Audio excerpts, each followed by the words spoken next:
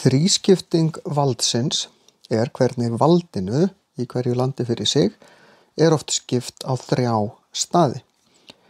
Við tölum að Alþingi fari með löggjafarvaldið, valdið að setja lög. Dómstólar fara með dómsvald, það að segja dæma ef einhver fer ekki eftir þessum lögum.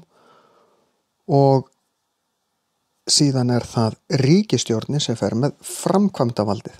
Kemur því framkvæmd sem á að gera. Við tölum svo stundum að fjölmiðlar séu 4. valdið, en það ekki hluti á þessari skipan ríkisins. Flest svona vestræn lönd vilja halda þessu svona, því að það talið dæmi spillingu ef að einhver aðili, til dæmis Alþingi, tekur að sér dómstólana líka. Þá þrískipting valdsins ekki alveg eins og hún á að vera.